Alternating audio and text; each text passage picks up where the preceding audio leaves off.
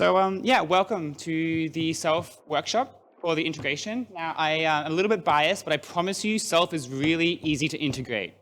So, what is Self? For those who don't know, basically KYC kind of sucks. You have to rely on trusting people with your data. I don't know about you, but I hate uploading my passport or my ID card. You have to trust people. You have to trust they're not selling it. They're going to trust that their servers aren't going to get hacked. So, what's the solution? Introducing Self. So with Self, you can use your biometric ID or your passport or your Aadhaar, which is an Indian national ID card, and you can basically prove you're a real person and prove information that's on your passport. So any kind of data field you see on your passport, nationality, date of birth, you can check that you're not on the OFAC sanction list, you can check that you're over a specific age, you can check that someone's not from a restricted country like North Korea, for example. Hello, Lazarus. Yeah, and obviously Self is great for providing Sybil resistance, right? Making sure that your users are not bots. And you obviously prove your facts about your passport. Again, above a certain age, not from the sanction list, not in a set of countries. So basically, when you're thinking of your hackathon idea, think anytime that you want to have unique users and not bots, great use case. Anytime that you have to upload your passport and you get pissed off, great use case. Yeah, so that's like the basis. Obviously, we want to see really cool, unique ideas. You can also use Self to verify information on your passport and then use that with other data sources to like chain the proofs of information. So yeah, we have Aadhaar support now, which is awesome. Opens up a lot of new people in India. Well, this is when the internet's working. This shows the map of our coverage. A lot of countries, basically most countries, I say, would support us at this point. So what does it look like? Basically, you grab your passport, and it scans the MRZ, which is the two lines at the very bottom, and then it uses that to read the NFC chip. It grabs the data from the NFC chip, and it creates a ZK proof. That ZK proof is stored on-chain, and then you can use that to make disclosure proofs, which is proving information to the app upon request.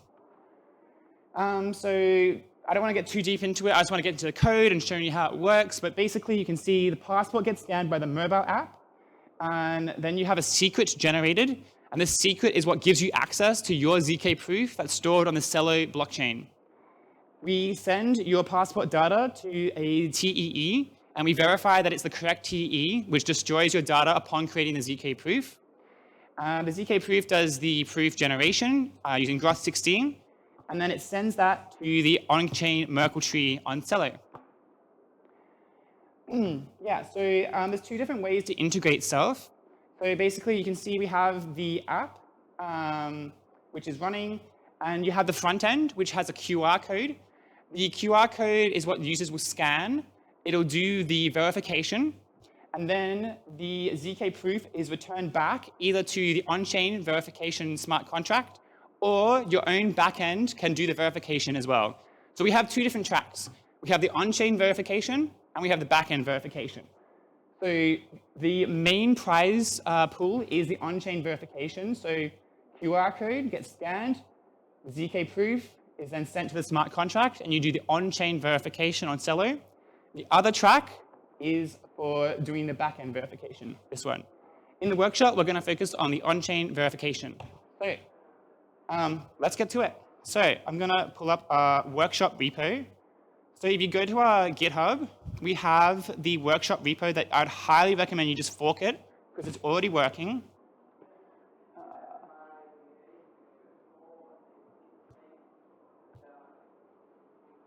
Okay.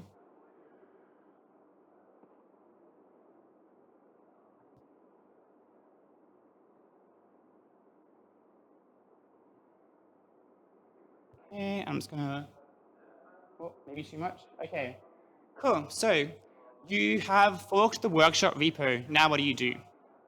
So first of all, you want to go to, so we have two different folders here, right? We have app and we have contracts. App is your front-end integration. Contracts is your smart contracts. So firstly, you're going to go into your app. You're going to do npm I to install all the packages. You're also going to copy the env example, and you're going to make a .env. You can see here we have app name, the scope seed. It's very important that your front end and your back end uses the same scope seed. Otherwise, you're going to run into issues. The self endpoint here, that is where is the verification happening. For on-chain verification, it's your smart contract address in lowercase. If it's the backend verification, this is your HTTPS link to your server. So then in the contract, we have the ENV example here, right? So you're going to, again, copy this ENV example to your ENV, fill out your deployer private key, make sure you have Celo Sepalia selected. Now, if you deploy on Celo mainnet, you need to use real passports. But if you're on Celo Sepalia, you can use the mock passports that you can generate in our app. So you can see here, we also have the verification hub contract. Just make sure you're using the right one, depending on where you're deployed. This is optional, just for verifying your smart contract. And again, the scope seed, this needs to match up with the other one. So this is a very, very simple integration called proof of human, and it's just basically checking that you have a passport that's on self. You need to inherit from this self-verification root contract, which is what interfaces with our verification hub. So you can just go through this at your own pace, right? These are just like for testing purposes. This you will need to set up. This is like the core stuff, right? So we can see we're going to pass in the verification hub contract. So that depends on Celo mainnet or Sepalia, the scope seed, the verification config. So the verification config is basically like when you call the verification contract, it's basically telling the hub, what are you doing? Are you checking that someone's over the age of 18? Are you checking for the nationality? Blah, blah, blah. So yeah, you set that up. And then there's two functions you have to implement that are virtual functions from the parent contract. So you have the custom verification hook. This is what gets called after your verification succeeds. So you can see here you have an output and the user data. So the user data is passed in from the front end. So your front end can actually pass this in. And the output is containing all of the information they've disclosed. So you can see here, they can disclose their nationality, their date of birth, their gender, expiry date, older than whatever age. So if they have disclosed that data, you can call that information. Otherwise, it's going to be left blank. And how you would call that is like, for example, just say I want to store their nationality. I would go nationality equals output dot nationality, right? But we're not doing that for this one. We're just doing a very simple, just making sure, like just grabbing the data. Okay, so yeah, we have get config ID. This can basically be used to have different verification configs. So you can see, like in the constructor, we set this and we define it. But if you want to make it different, like so the user identifier or a user defined data can be passed in here. So just say on your front end, you say have a button, prove I'm over the age of 18. This would be like over 18, you know? Or if you wanted to have, like they have different buttons, and then that data can be passed in the user defined data and used for different verification configs. Hopefully that makes sense. But basically, you don't have to touch this if you don't want to have different verification configs. It's like dynamic configs. So that's the smart contracts. So basically, what you would do is you'd go into your contract. No. Right. And then we're going to run we have the deploy contracts here, the deploy script as well. So I'm just going to do, oh, actually the internet is not going to let me deploy this, I think. Yeah, so obviously with the Wi-Fi working, this would deploy a contract. But right now it's not. I also just want to highlight in the front end, the main QR code logic. So we have here, where is it?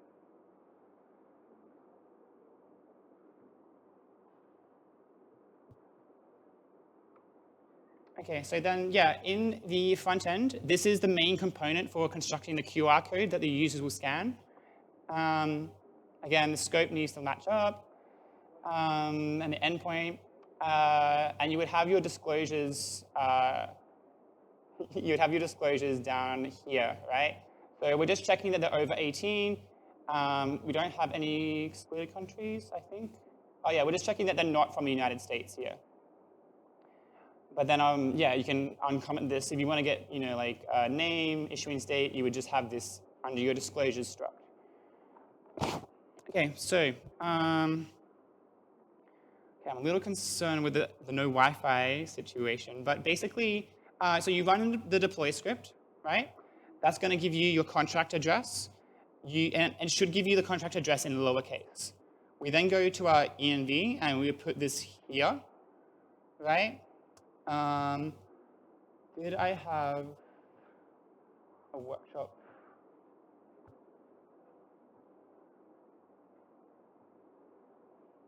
Okay, nice. I'm not sure if this was set up correctly, but we're gonna scan this and see what happens. So this is what you would see right on your front end for the demo workshop. So then what I'm gonna do is I'm gonna have my self app, and you go to self.xyz, you scroll down a little bit, you'll get the download link for our app. We also have at the booth the QR codes you can scan for the link tree, and that'll contain it as well. So I'm a user, I want to prove my identity, so I'm just gonna scan.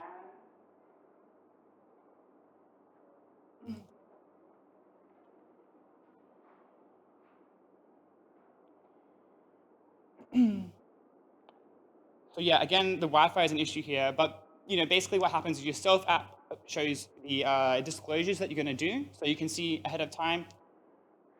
Lena, don't take that photo. I only have limited photos.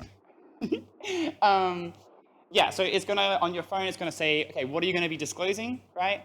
And then you hold to verify, and then it's sending your ZK proof through the circuits with the verification config, making sure everything lines up. If it all passes, then the smart contract gets that hook called, and the front end also gets some data passed into it that you can use as well. If I go back to the front end,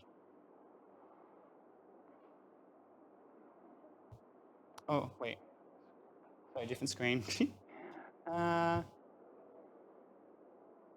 Yeah, and then there's handle verification. So once the verification passes, your front end has this called, right? And then you can do what you would like with it.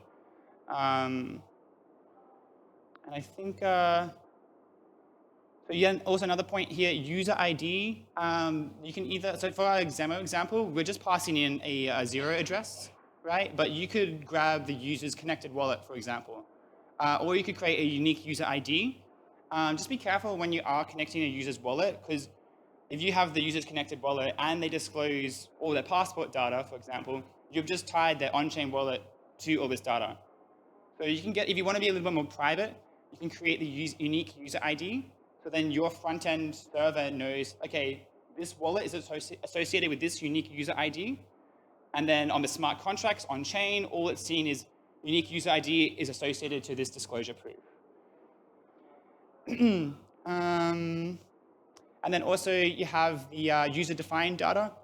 So you could have like the user input something, right? And then this gets put into user-defined data. And then that is obviously passed into the smart contract.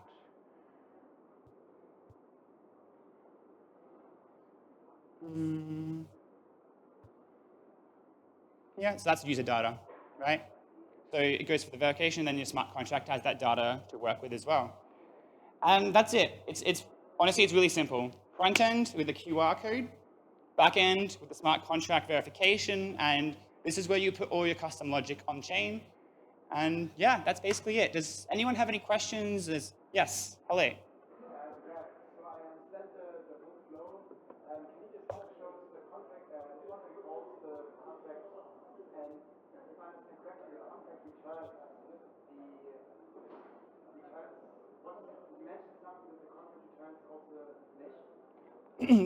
The user-defined data, you mean? Okay, so Okay, so this is user-defined data, right? So you could have like this be filled out by something on the front end, they fill it out, and then you pass this into here, right? This is all sent to the on-chain verification in our example. After the verification has succeeded, then this function gets called, and user data is passed onto the smart contract as well.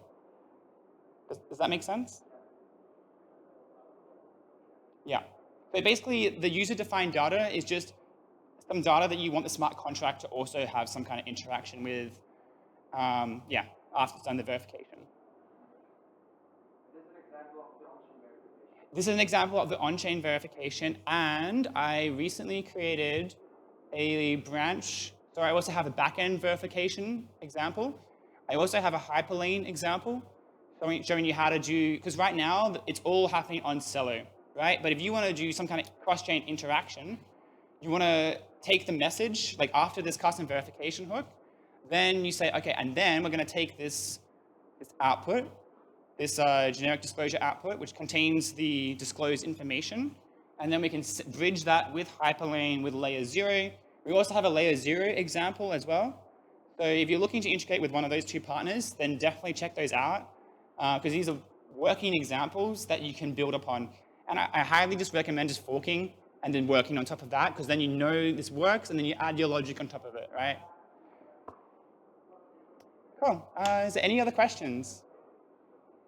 Okay, it seems like we're out of time. So if you have any further questions, just come to the booth. More than happy to help you out. And yeah, best of luck. Thank you.